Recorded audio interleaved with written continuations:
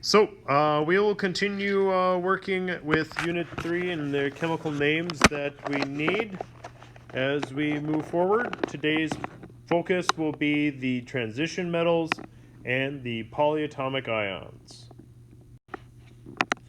So when we look at the periodic table, we can see that the transition metals, that would be groups 3 through 12, have a lot of positive charges in them.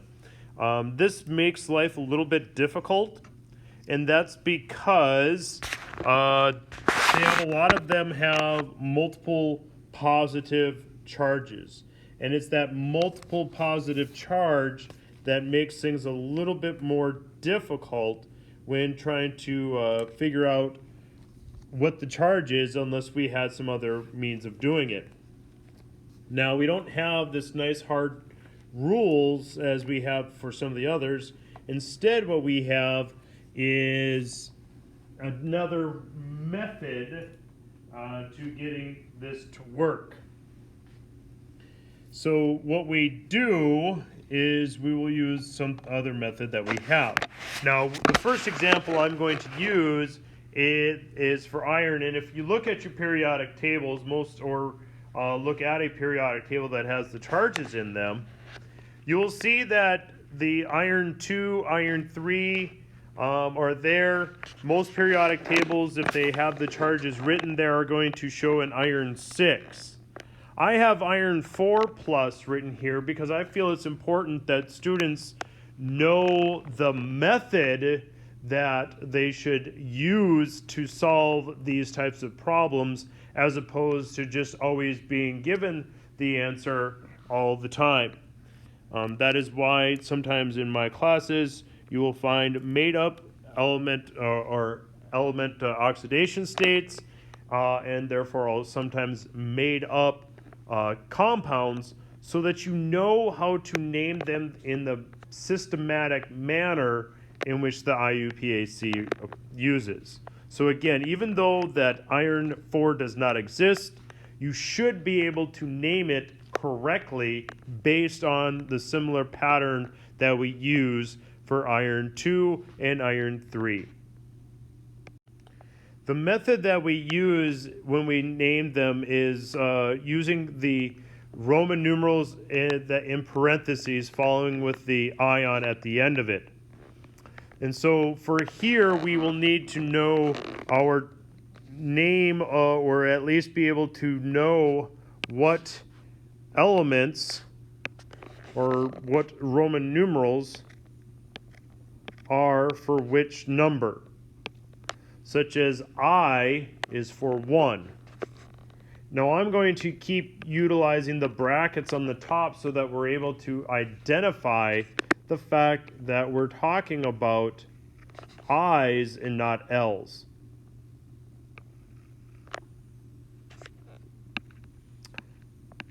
So if you do not have the Roman numerals for 1 through 8 memorized, it would be a good idea to have these numbers written out so that you know.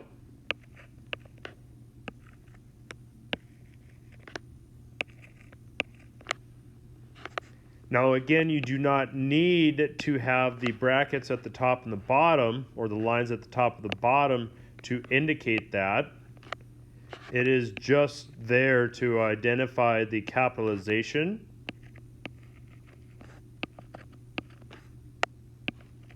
And it's important when we talk these, and this is why we have to use them, and you've already heard me say them correctly in a way, is that for the 3 different cations of iron,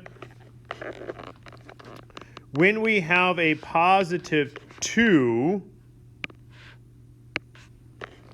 we name the symbol that we have, and the symbol for iron is, or Fe, and therefore it's iron. And then we need to know the Roman numeral for the positive 2, or just 2 in itself. and therefore we would write inside parentheses 2, making sure that when we key them in places that we are not utilizing L's, and then we would write ion.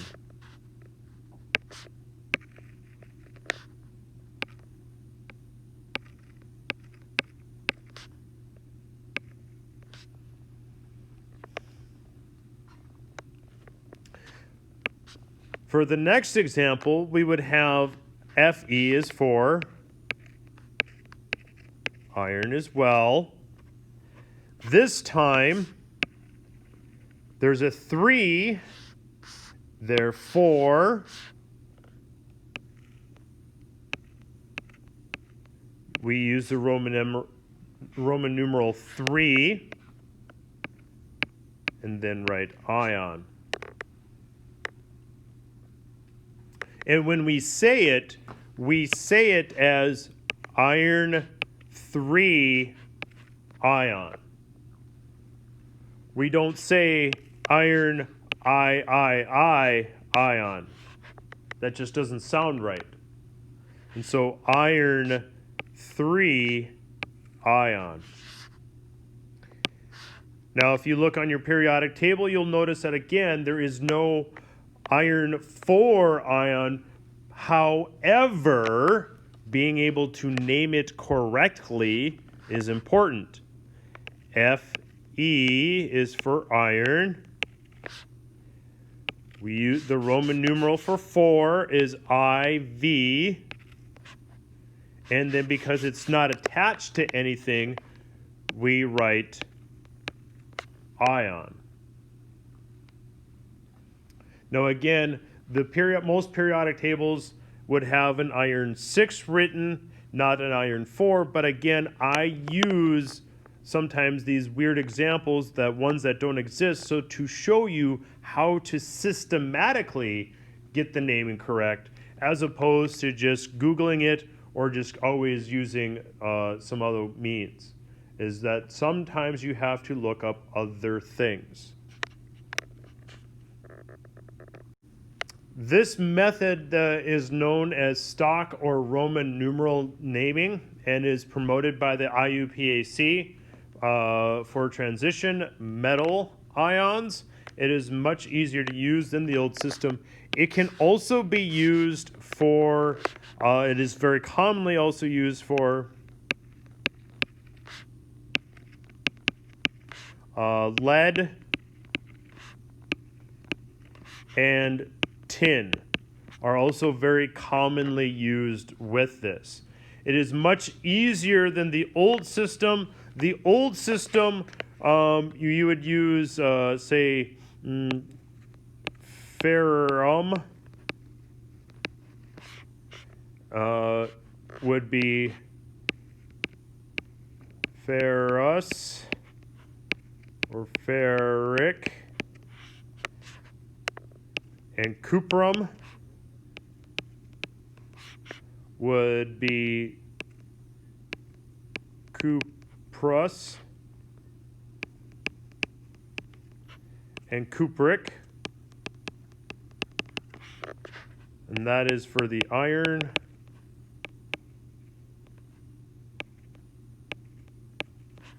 And then the copper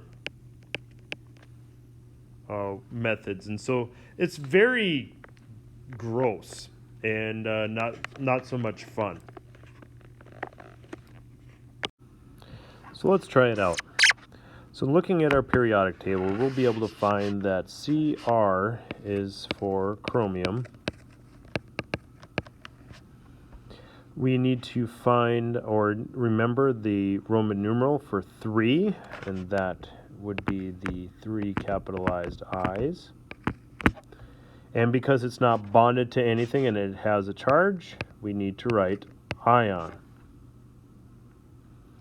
Now for the next one, we again look at our periodic table to find the element for V, and that is vanadium.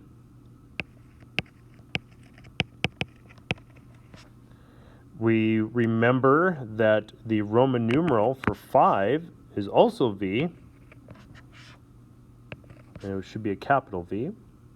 And because it's not bonded to anything and it has a charge, we write the word ion at the end. Now for these next two examples, they're kind of a little bit more of a personal vendetta for me, in that these two examples, you might find them written as just this, silver ion or zinc ion. Now, most periodic tables that are out there won't have the charges written in as they do for those in my class. So how does a student know whether or not silver ion is actually silver 1 ion? Well, apparently we are supposed to just inherently know that the only one it has is a positive charge. Well, that's easy to see when we look at the use of the Roman numerals. How are you supposed to know otherwise? Well, it's just apparently through experience. And so the silver symbol is going to be Ag. Because I like to tell you which one it is, it can be written as silver 1, or can also be written as silver plus. Now, the one that really gets me going is that when people don't use the Roman numeral for, say, zinc, where zinc has a positive 2 charge.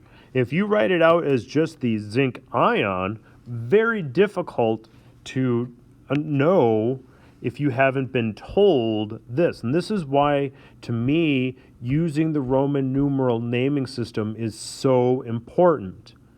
And it needs to be done consistently because not everybody knows. Everybody at some point in time has to learn this. And so therefore, that's why I feel using the Roman numeral system is so important. To find the symbol for zinc, Zn, and then it has a positive 2 charge. Without the Roman numerals, you would be completely lost and therefore have a very difficult time and maybe not get some of the naming, as this I think is probably some of the easiest stuff that we do. Polyatomic ions are involved in and behave just like any other ions that we have. They are involved in ionic compounds. Again, ionic compounds will be seen as a positive and a negative charged ion, or a cation and an anion, coming to form a compound. And they can be involved in a crystalline or amorphous. You are responsible for knowing the polyatomic ions. There are out there in reference materials, there are a number of negative ones. However, there is only one polyatomic ion that is considered a cation, and that is the ammonium ion. Do not confuse this with the ammonia compound, where the ammonia compound is NH3, and the ammonium is NH4 with a positive charge. Now, the major difference is the fact that ammonium has a hydronium ion on it, and that is a H plus ion, but that's something for another day. So let's think about it. Assume if you're paying attention. A metal and a nonmetal react to form what compound?